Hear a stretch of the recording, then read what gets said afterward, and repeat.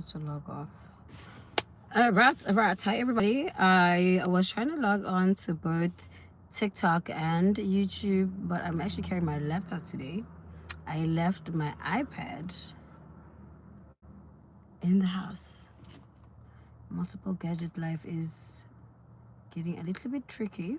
So I guess whoever missed my live here is gonna catch it on my page on YouTube. Today we're gonna be discussing the Dear Lucky Girl stories. I am a bit tired. I started back up a weight training, so the girl is going through it. But one thing about it, it doesn't affect my mouth.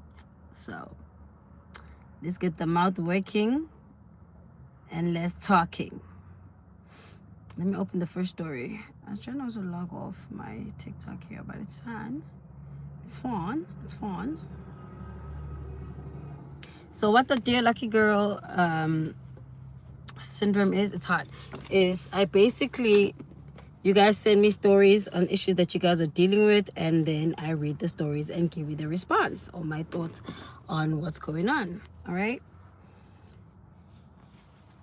So the first one, she says, and of course everything is anonymous. I do not share where the story comes from or who told me the story. I'm basically just reading it anonymously, and then you guys also can feel free just to comment in the comment section on what your thoughts are on the whole stories are juicy.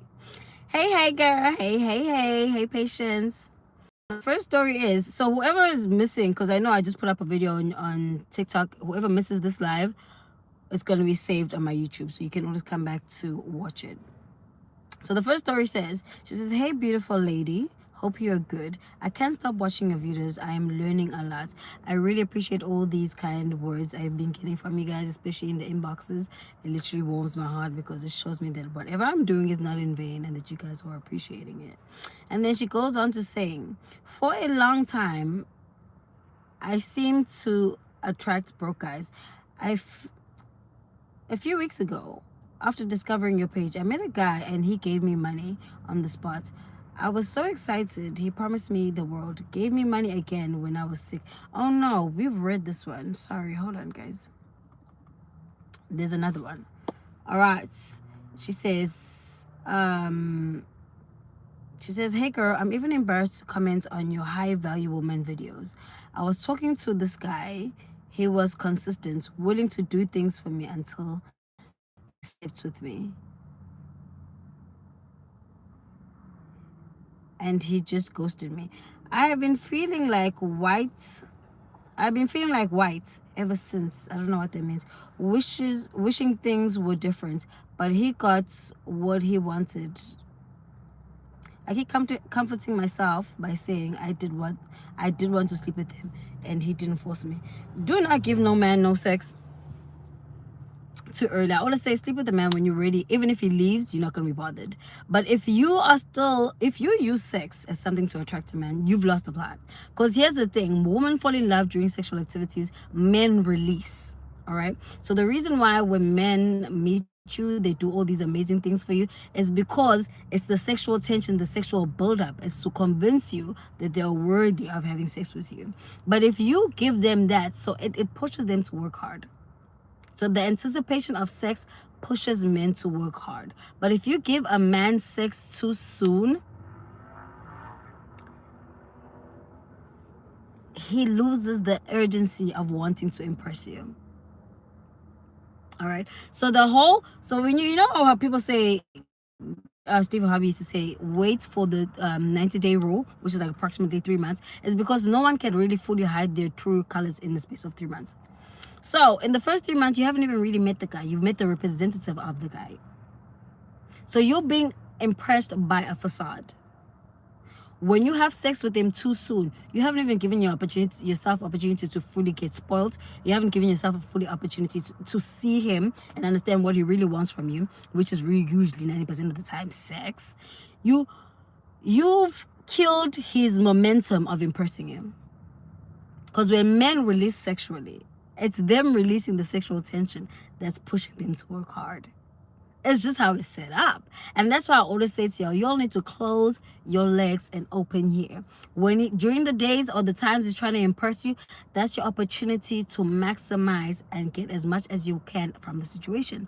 But what you'll do is you'll fall in love with the representative, which is not even the real person. It's just someone who he is showing out to be to impress you. Predators have ways to lure women. So during that 3 months or that in talking stage, he's using his predatorial skills to lure you in. And if you fall for that trap, first thing he thinks, okay, you dumb. You must be doing this with Tom, Dick, and Harry. You're fucking everybody. Excuse my language. Secondly, he didn't even have to do that much. That means there's something wrong with you, because every time you cave too fast for a man, instantly, because they know they don't have much to offer except physical strength, so they already think there's something wrong with them. But if you cave too soon, they think there's something wrong with you, because why are you falling for such bare minimum? So try by all means to keep your legs shut.